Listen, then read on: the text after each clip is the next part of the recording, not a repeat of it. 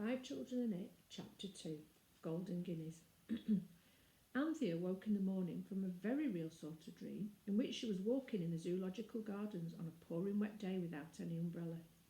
The animals seemed desperately unhappy because of the rain and were all growling gloomily. When she awoke, both the growling and the rain went on just the same. The growling was the heavy, regular breathing of her sister Jane, who had a slight cold and was still asleep. The rain fell in slow drops onto Anthea's face from the wet corner of a bath towel, which her brother Robert was gently squeezing the water out of, to wake her up, as he now explained. "Oh, drop it," she said, rather crossly. So he did, for he was not a brutal brother, though very ingenious in apple pie beds, booby traps, original methods of awakening sleeping relatives, and the other little accomplishments which make home happy. "I had such a funny dream," Anthea began. "So did I," said Jane, wakening suddenly and without warning. "I dreamed we found a sand fairy in the gravel pits, and it said it was a Psammead, and we might have a new wish every day, and—" "But that's what I dreamed," said Robert. "I was just going to tell you. And we had the first wish directly it said so. And I dreamed you girls were donkey enough to ask for us all to be beautiful as the day, and we jolly well were, and it was perfectly beastly." "But can different people all dream the same thing?" said Anthea, sitting up in bed.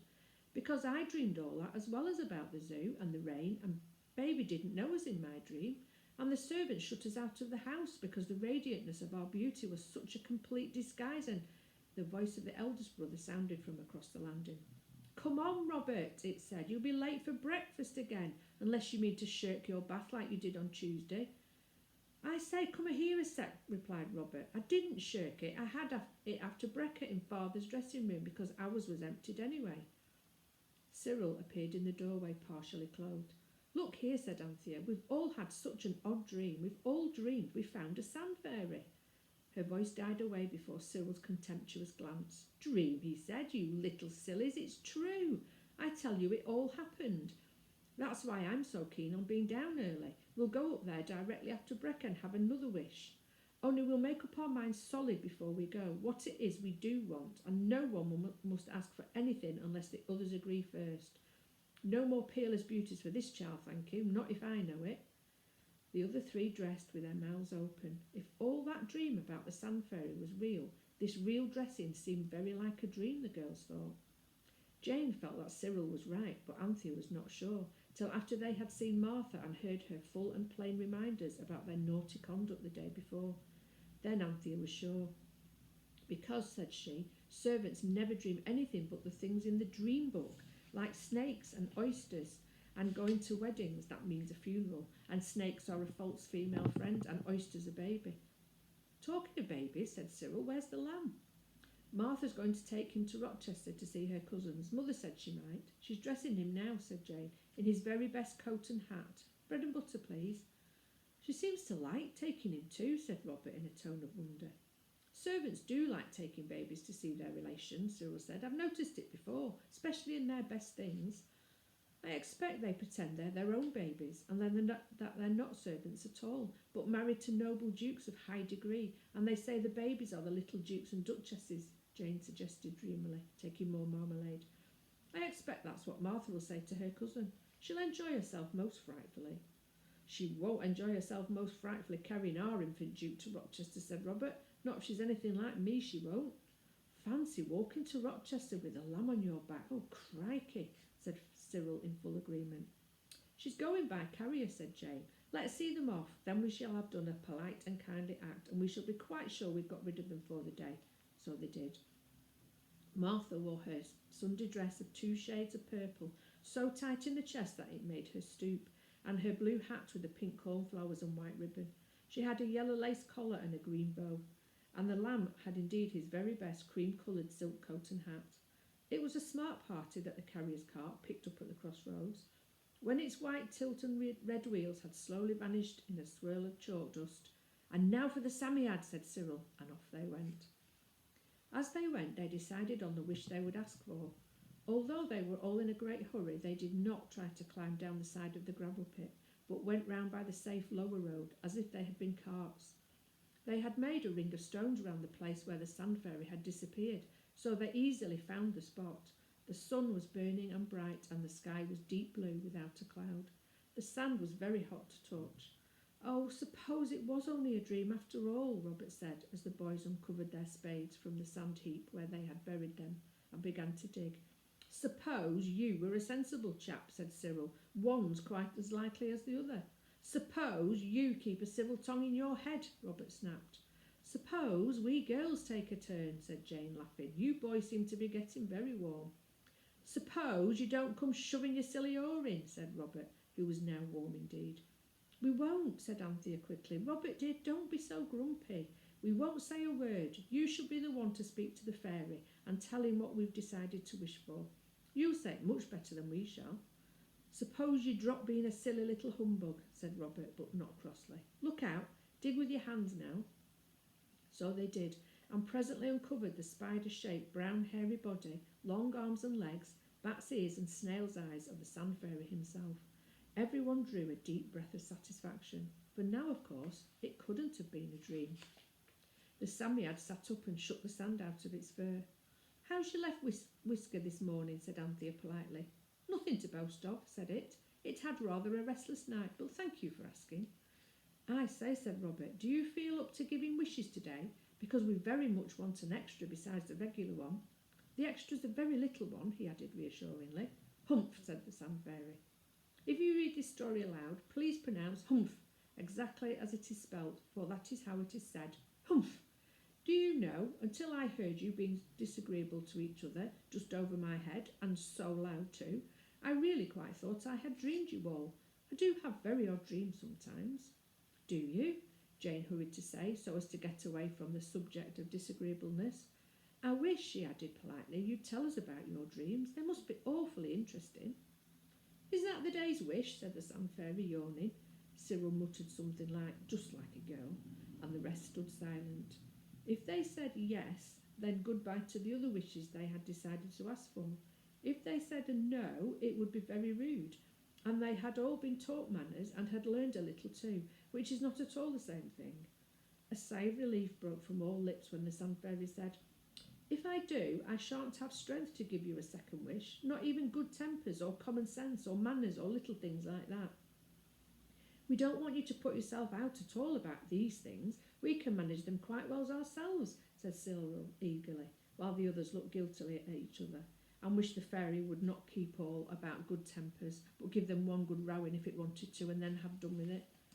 Well, said the Psammead, putting out his long snail's eye so suddenly that one of them nearly went into the round boy's eyes of Robert.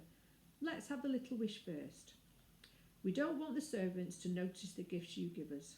Or kind enough to give us, said Anthea in a whisper. Or kind enough to give us, I mean, said Robert. The fairy swelled himself out a bit, let his breath go and said, I've done that for you. That was quite easy. People don't notice things much anyway. What's the next wish? We want, said Robert slowly, to be rich beyond the dreams of something or other. Avarice, said Jane. So it is, said the fairy unexpectedly. But it won't do you much good, that's one comfort, it muttered to itself. Come, I can't go beyond dreams, you know. How much do you want? And will you have it in gold or notes? Gold, please, and millions of it. This gravel pit full be enough, said the fairy in an offhand manner. Oh, yes.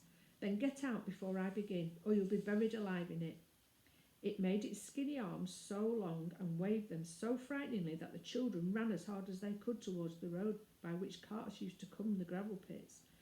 Only Anthea had presence of mind enough to shout a timid, Good morning, I hope your whisker will be better tomorrow, as she ran.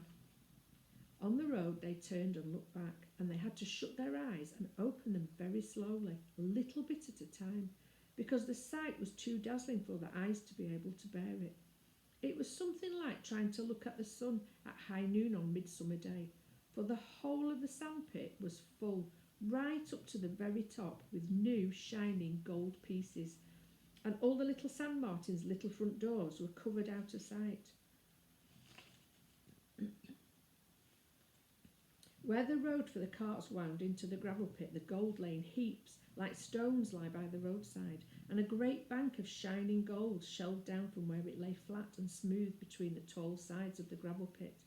And all the gleaming heap was minted gold, and on the sides and edges of these countless coins the midday sun shone and sparkled and glowed and gleamed till the quarry looked like the mouth of a smelting furnace, or one of the fairy holes that you see sometimes in the sky at sunset.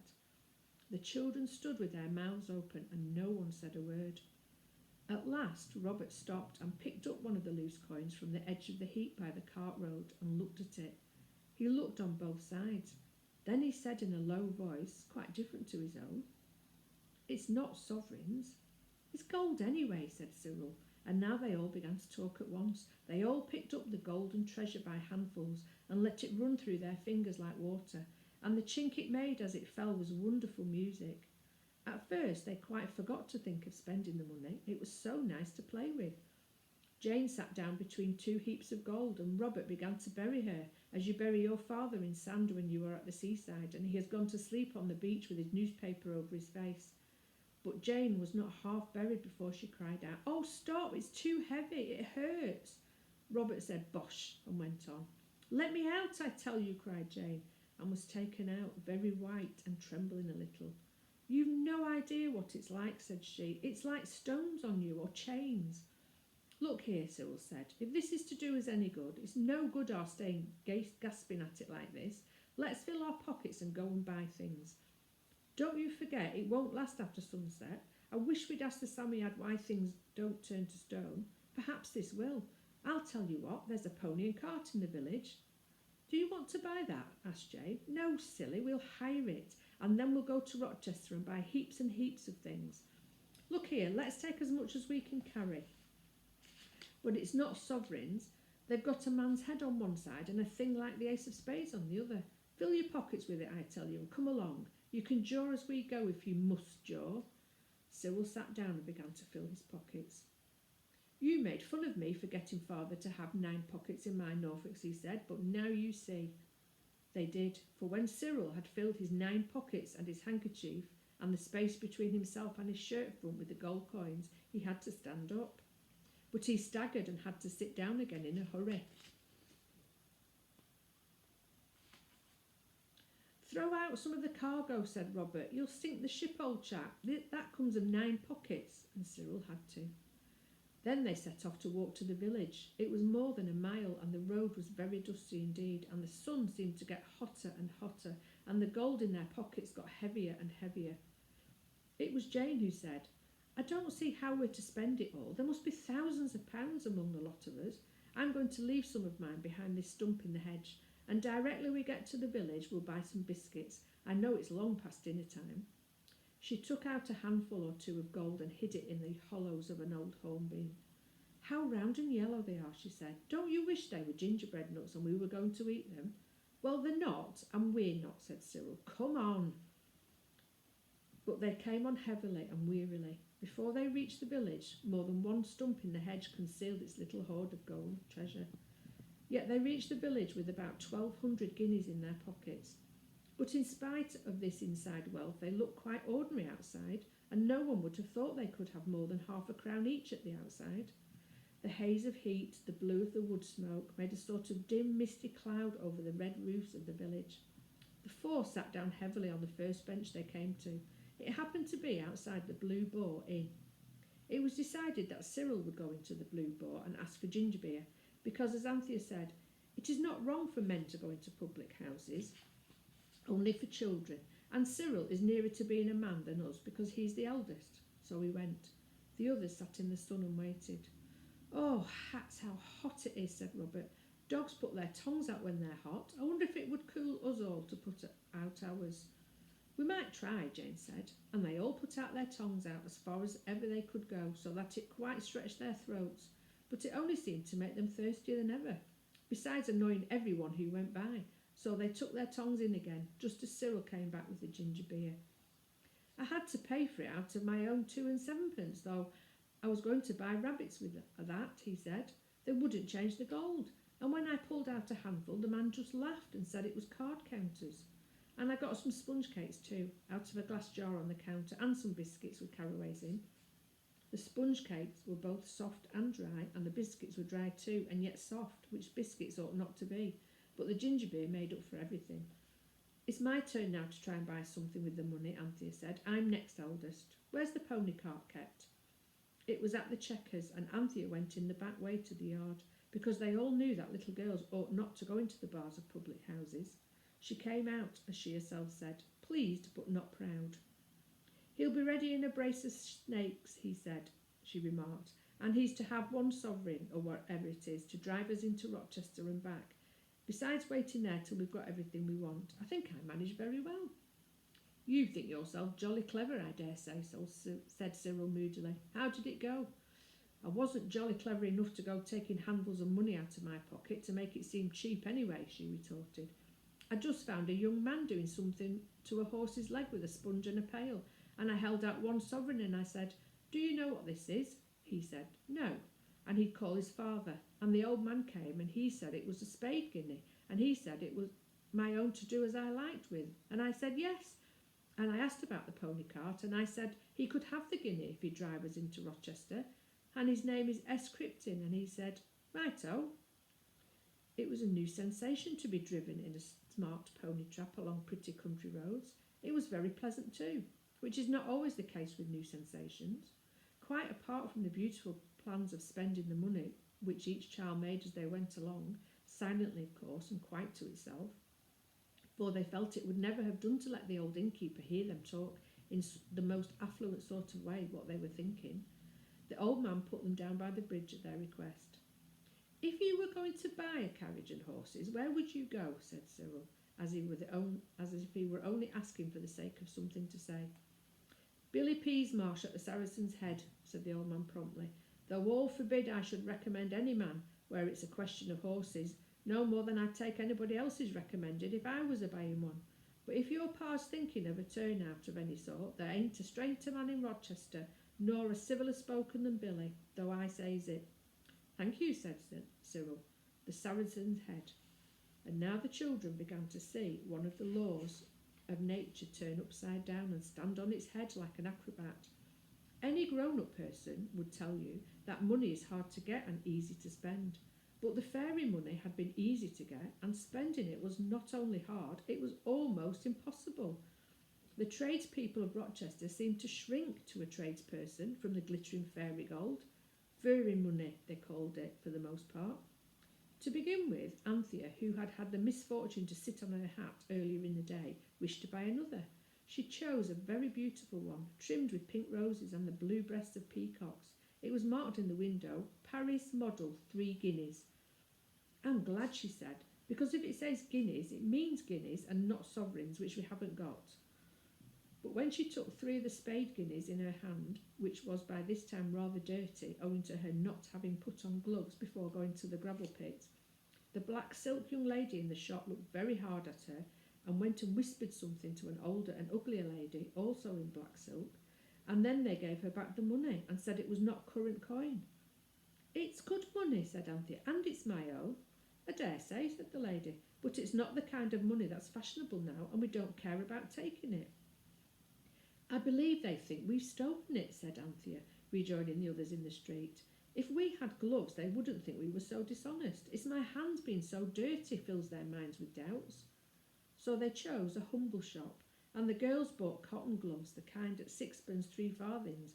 But when they offered a guinea, the woman looked at it through her spectacles and said she had no change. So the gloves had to be paid for out of Cyril's 2 and 7pence that he meant to buy rabbits with, and so had the green imitation crocodile skin purse at 9pence halfpenny, which had been bought at the same time. They tried several more shops, the kinds where you buy toys and scent and silk handkerchiefs and books and fancy boxes of stationery and photographs of objects of interest in the vicinity. But nobody cared to change a guinea that day in Rochester, and as they went from shop to shop they got dirtier and dirtier, and their hair got more and more untidy, and Jane slipped and fell down on a part of the road where a water cart had just gone by. Also they got very hungry, but they found no one would give them anything to eat for their guineas. After trying 2 pastry cooks in vain, they became so hungry, perhaps from the smell of the cake in the shops, as Cyril suggested, they formed a plan of campaign in whispers and carried it out in desperation. They marched into a 3rd pastry cook's, Beale his name was, and before the people behind the counter could interfere, each child had seized 3 new penny buns, clapped the 3 together between its dirty hands, and taken a big bite out of the triple sandwich. Then they stood at bay with the 12 buns in their hands and their mouths very full indeed. The shocked pastry cook bounded round the corner. "Here," said Cyril, speaking as distinctly as he could, and holding out the guinea he got ready before entering the shop. "Pay yourself out of that." Mr. Beale snatched the coin, bit it, and put it in his pocket. "Off you go," he said, brief and stern, like the man in the song. "But the change," said Anthea, who had a saving mind. "Change," said the man. "I'll change you. How you goes. And you may think yourselves lucky I don't send for the police to find out where you got it."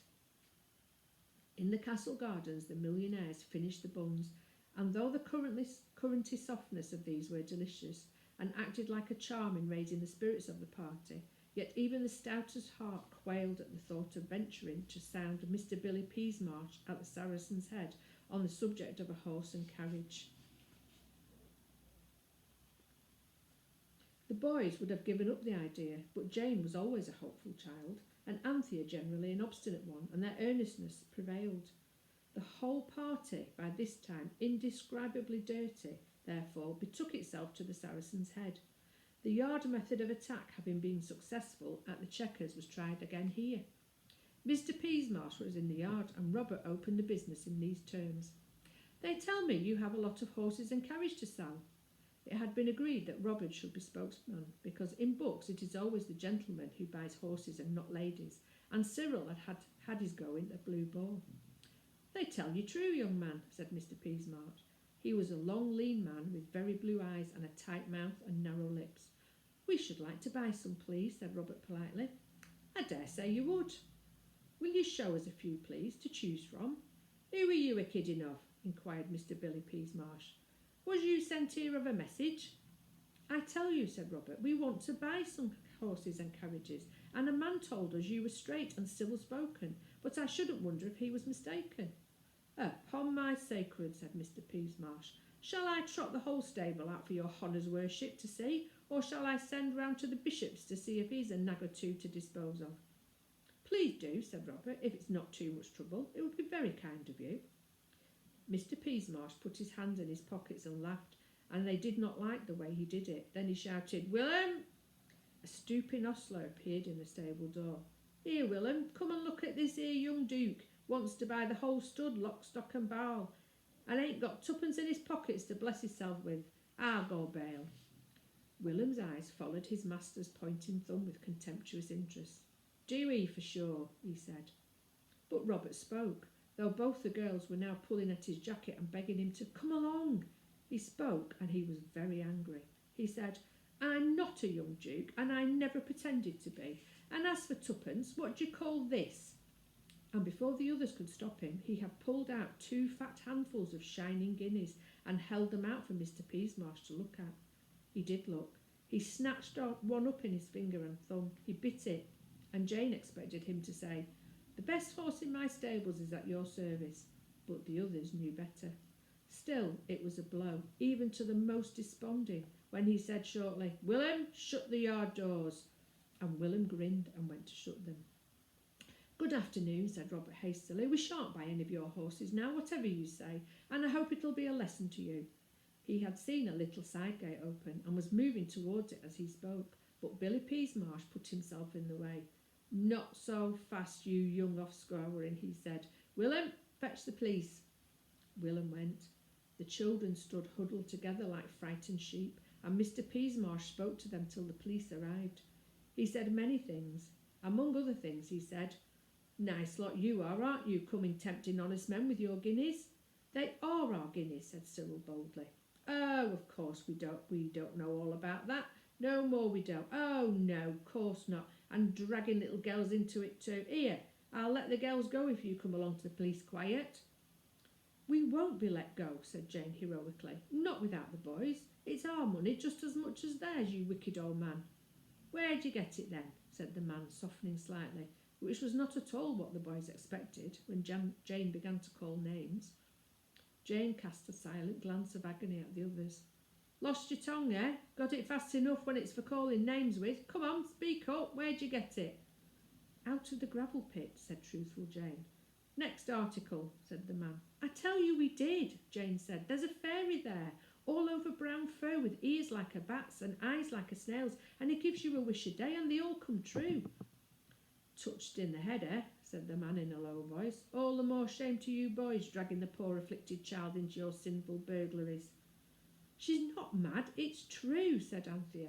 There is a fairy. If I ever see him again, I'll wish for something for you. At least I would if vengeance wasn't wicked, so there. Cor lummy, said Billy Peasmarsh, if there ain't another on 'em. And now Willem came back with a spiteful grin on his face, and at his back a policeman, with whom Mr. Peasmarsh spoke long in a hoarse, earnest whisper. I dare say you're right, said the policeman at last. Anyway, I'll take 'em up on a charge of unlawful possession pending inquiries, and the magistrate will deal with the case. Send the afflicted ones to a home, as likely as not, and the boys to a reformatory. Now then, come along, youngsters. No use making a fuss. You bring the girls along, Mr. Peasmarsh, sir, and I'll shepherd the boys. Speechless with rage and horror, the 4 children were driven along the streets of Rochester. Tears of anger and shame blinded them, so that when Robert ran straight into a passer-by, he did not recognise her till a well-known voice said, Well, if I ever did. Oh, Master Robert, whatever have you been a-doing now? And another voice, quite as well known, said, Panty, won't go home, Panty. They had run into Martha and the baby. Martha behaved admirably. She refused to believe a word of the policeman's story, or of Mr. Peasmarsh's either, even when they made Robert turn out his pockets in an archway and show the guineas. I don't see nothing, she said. You've gone out of your senses, you two. There ain't any gold there. Only the poor child's hands all over crock and dirt and like very chimbly. Oh, and I should see that every the day. And the children thought this very noble of Martha, even if rather wicked, till they remembered how the fairy had promised that the servants should never notice any of the fairy gifts. So, of course, Martha couldn't see the gold, and so was only speaking the truth. And that was quite right, of course, but not extra noble. It was getting dusk when they reached the police station. The policeman told his tale to an inspector, who sat in a large bare room with a thing like a clumsy nursery fender at one end to put prisoners in. Robert wondered whether it was a cell or a dock. Produce the coins, officer, said the inspector. Turn out your pockets, said the constable. Cyril desperately plunged his hands into his pockets, stood still a moment, and then began to laugh. An odd sort of a laugh that hurt, and that felt much more like crying. His pockets were empty. So were the pockets of the others, for of course at sunset all the fairy gold had vanished away. Turn out your pockets and stop that noise, said the inspector. Cyril turned out his pockets, every one of the 9 which had enriched his Norfolk suit, and every pocket was empty. Well, said the inspector, I don't know how they done it, artful little beggars. They walked in front of me the whole way so as for me to keep my eye on them and not attract a crowd and obstruct the traffic. It's very remarkable, said the inspector, frowning. If you've quite done a browbeating of the innocent children, said Martha, I'll hire a private carriage and we'll drive home to their papa's mansion.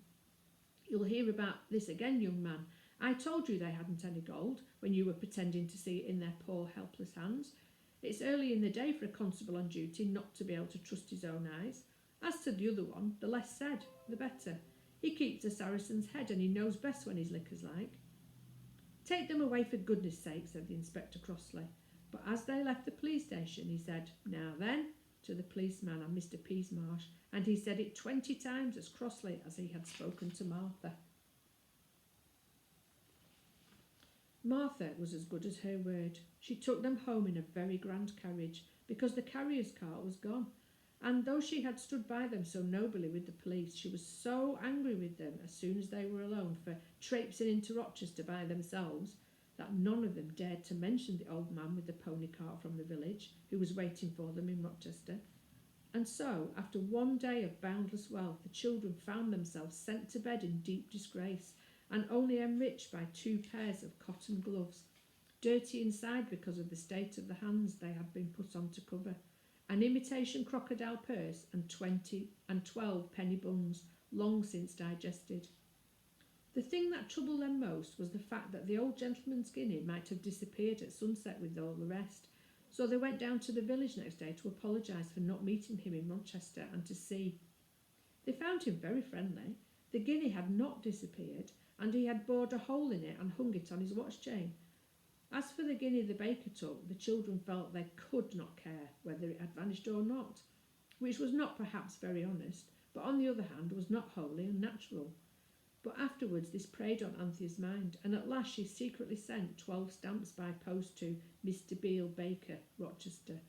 Inside she wrote, "To pay for the buns." I hope the guinea did disappear, for that pastry cook was really not a nice man. And besides, penny buns are 7 for 6pence in all really respectable shops.